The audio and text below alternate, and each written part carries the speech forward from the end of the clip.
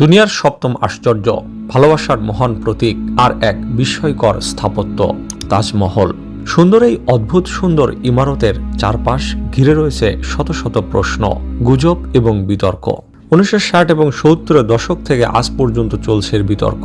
কেউ বলে তাজমহল আসলে ছিল একটি শিব মন্দির, কেউ বলে ভেতরের 22টি বন্ধ ঘরে লুকিয়ে আছে দেবদেবীর মূর্তি, আর কেউ দাবি করে শাহজাহান নাকি সব শ্রমিকের হাত কেটে দিয়েছিলেন।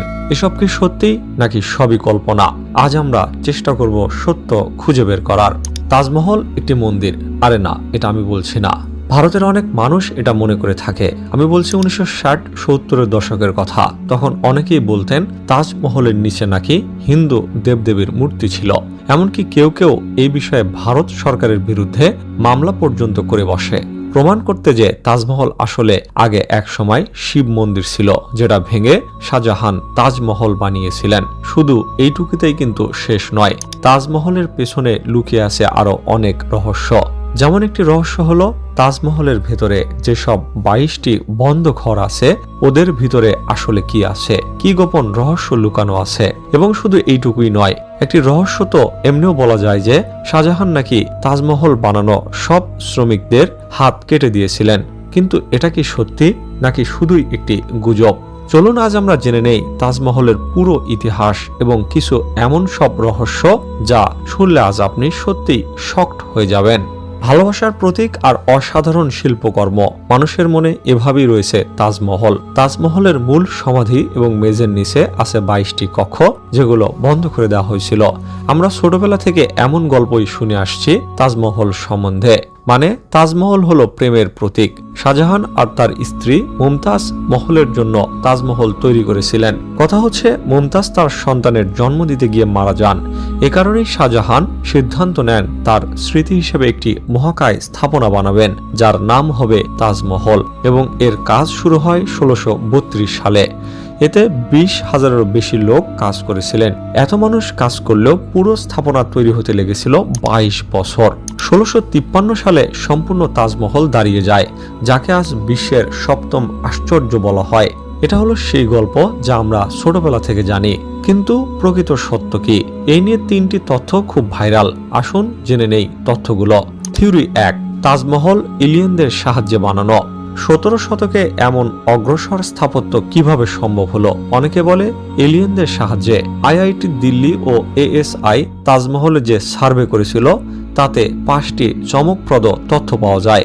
1, ডোম আর্কিটেকচার। বড় গম্বুজের ভেতরে আরেকটি ছোট গম্বুজ, 2 গম্বুজের মাঝে 7 মিটার ফাঁকা। এর ফলে শব্দ বাহিরে যায় না, গরম ভেতরে ঢোকে না, অর্থাৎ স্বাভাবিক তাপমাত্রা বজায় থাকে। 2, অপটিক্যাল ইলিউশন। তাজমহলের রং সময় অনুযায়ী বদলায়। সকালে গোলাপি, দুপুরে সাদা, সন্ধ্যায় সোনালী, কারণ বিশেষ মাকড়ানো মার্বেল। 3, গোল্ডেন রেশিও 1:1.618।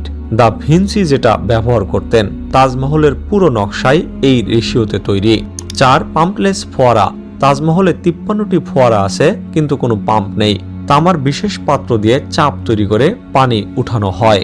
5, calligraphy illusion.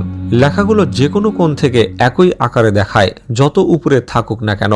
এগুলো প্রকাশিত হওয়ার পর অনেকে বলল এ নিশ্চয় এলিয়েনের কাজ। কিন্তু ইউরোপিয়ান ভ্রমণকারীরা তাজমহল বানাতে দেখেছেন, তাদের বইতেও পরিষ্কার লেখা 20,000 লোক 22 বছর ধরে এটি তৈরি করেছে। তাই এলিয়েনের থিওরি ভুল। থিওরি নাম্বার 2, শ্রমিকদের হাত কেটে নেওয়া হয়েছিল। আপনি নিশ্চয়ই এই গল্প অবশ্যই শুনে থেকেছেন, কিন্তু এটা সম্পূর্ণ মিথ্যা। কোনো ইতিহাসবিদ বা ভ্রমণকারী বইতে এরকম কিছু উল্লেখ করেননি। এবং যদি শ্রমিকদের হাত কেটে দেওয়া হতো, তবে লাল কেল্লা, জামে মসজিদ আরো বহু স্থাপনা কিভাবে তৈরি হতো? এটা ছিল শুধুই একটি লোকে মুখে ছড়ানো গল্প, যাতে বোঝানো হয় এই শিল্প কেউ আর ভবিষ্যতে বানাতে পারবে না। থিওরি 3, তাজমহল আগে শিব মন্দির ছিল। এই তথ্য আসে 1960 সালে লেখা PN ওকের বই থেকে, Taj Mahal the true story. Social মিডিয়ার পর এটি আরো ভাইরাল হয়। পরে 2000 সালে তিনি সুপ্রিম কোর্টে মামলা পর্যন্ত করেন, কিন্তু প্রমাণ না থাকায় কোর্ট মামলা খারিজ করে দেয়। এরপর 2015 সালে আগ্রার 6 জন আইনজীবী আবেদন করেন বন্ধ ঘরগুলো খুলে দেখানো হোক। 2022 সালে এএসআই আদালতে ছবি সহ প্রমাণ দেয় ঘরগুলোতে কিছুই নেই, শুধু খালি সাপোর্ট রুম। এভাবে সব পিটিশন একে একে বাতিল হয়ে যায়। তাই এই থিওরিও অবৈজ্ঞানিক এবং অপ্রমাণিত। সবকিছু মিলিয়ে তাজমহল শুধু ভালোবাসার প্রতীকী নয়, এটি ভারতীয় স্থাপত্য বিজ্ঞানের এক অসাধারণ উদাহরণ, যা শত বছর আগেই এমন সব প্রযুক্তি ব্যবহার করেছে যা আজও মানুষকে অবাক করে। মিথ, গুজব এবং বিতর্ক যতই ছড়াক না কেন, ইতিহাস, প্রত্নতত্ত্ব এবং বৈজ্ঞানিক প্রমাণ একটা কথাই বলে, তাজমহল হলো মানব সৃজনশীলতা, গণিত, কারিগরি এবং শিল্পের এক অনন্য মাস্টারপিস। আপনার কি মনে হয় সত্যের সাথে কোনো তথ্য মিলল, আর কোনটা আপনাকে অবাক করলো? কমেন্টে জানাতে ভুলবেন না। দেখা হবে পরের ভিডিওতে।